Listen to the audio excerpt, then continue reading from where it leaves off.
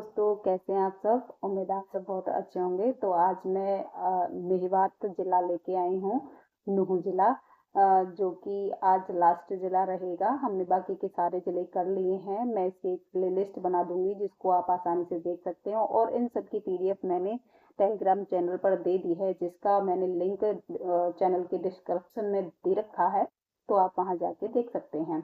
ठीक है, तो सबसे पहले हम थोड़ा सा रिवीजन कर लेंगे।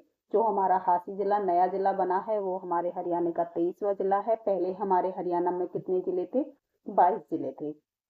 ठीक है, तो इस जिले बनने के हांसी जिले के बनने के बाद क्या क्या चेंजेस इसमें आए, हम उस पर बात कर लेते हैं।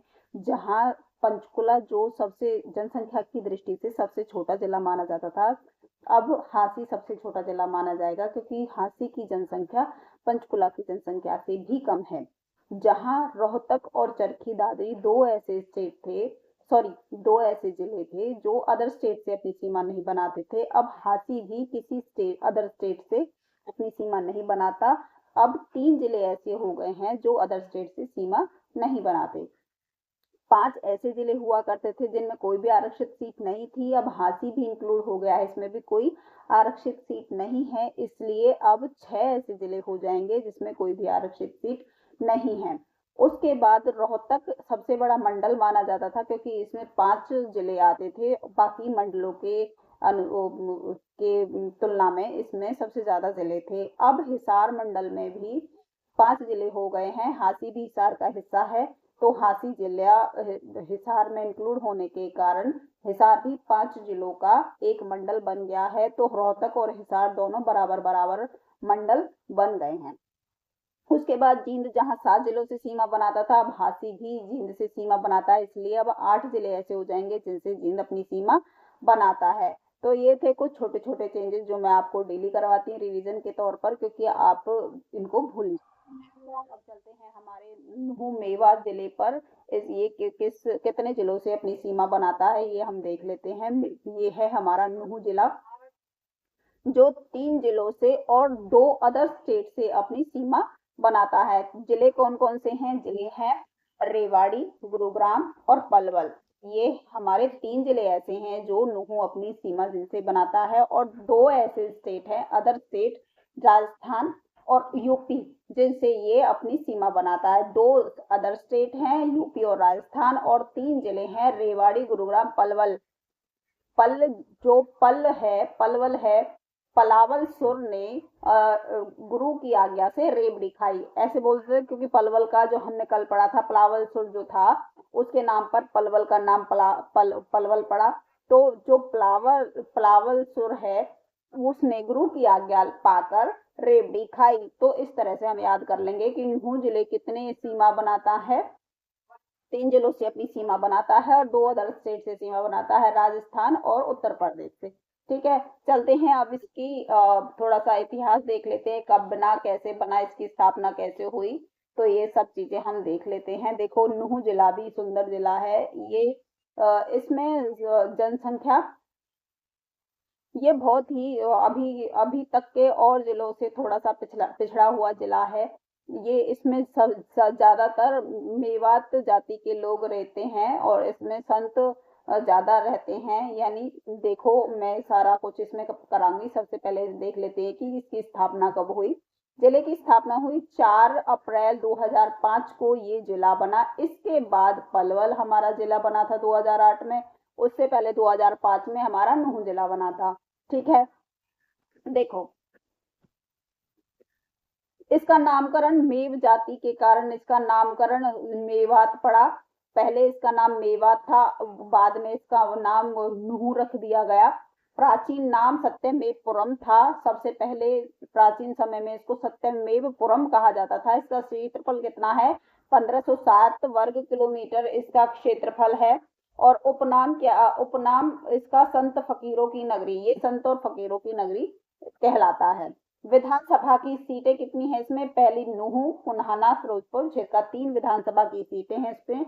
उप तहसील कितनी है? नगीना और इंद्री इसकी उप तहसीलें हैं। इसकी तहसील कितनी है? तहसील है फिरोजपुर, झिरका, नूहू, पुन्हाना, तावड़ू। देखो, तावड़ू जो का नाम नूहू अप्रैल 2016 में किया गया था। जो ये मेवात है, मेवात का नाम नूह कब किया गया था? मेवात का नाम नूह कब बदला गया था? 12 अप्रैल 2016 में इसको नूह नाम से जानने लगे। अच्छा, जिले के जो नूह जिला है इसके प्रमुख बिंदु देख लेते हैं, मुख्य बिंदु जगहें देख लेते हैं, इसमें क्या क्या जगह देखने योग्य हैं। देखिए, इंदौरी की पहाड़ी जो नूह में है, यहाँ से इंदौरी नदी का उद्गम होता है।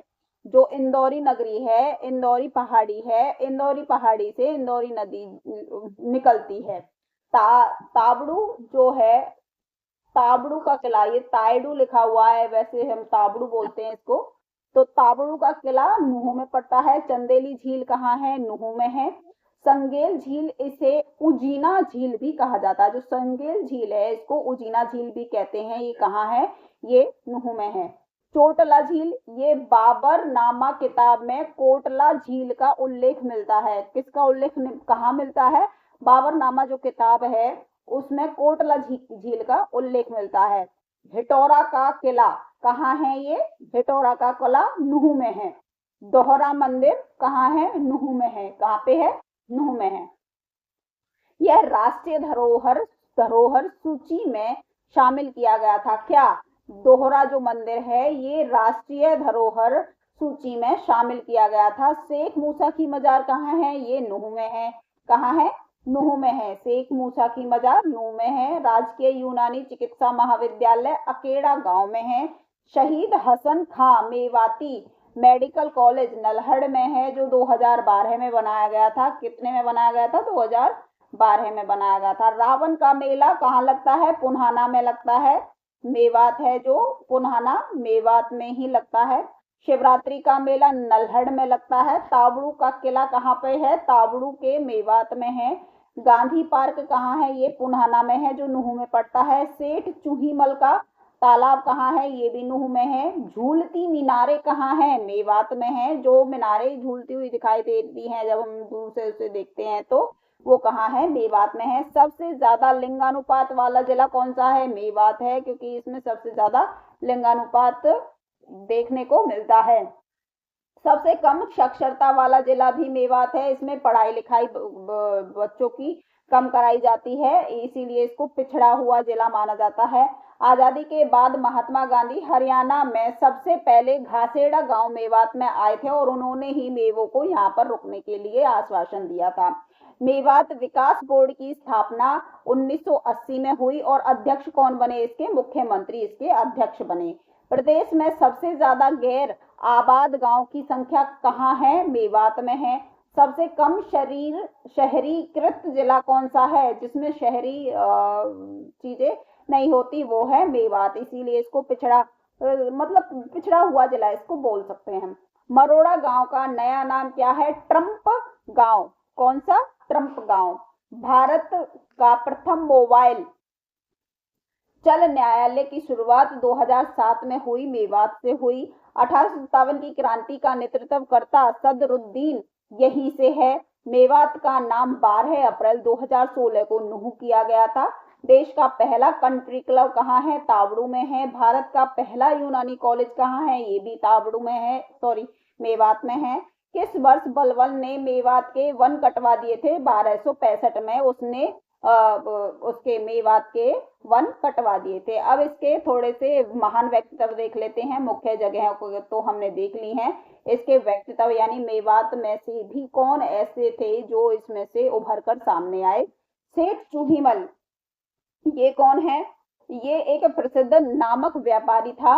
हसन खां मेवाती 1527 में खानवा के युद्ध में राणा सांगा के साथ मिलकर बाबर से लड़ाई लड़ी थी। किसने? हसन खां मेवाती ने, जिसने हसन खां मेवाती शहीद हो गए थे। इस लड़ाई में क्या हुआ? इस लड़ाई में 1527 में खानवा के युद्ध में राणा सांगा के साथ इन्होंने लड़ाई में अपना भाग लिया और इसमें वो लड़ते हुए शहीद हो गए। शेख तैयब हुसैन कौन है? ये हरियाणा के एकमात्र ऐसे नेता हैं जो 3 राज्यों के मंत्री बने। किस किस के?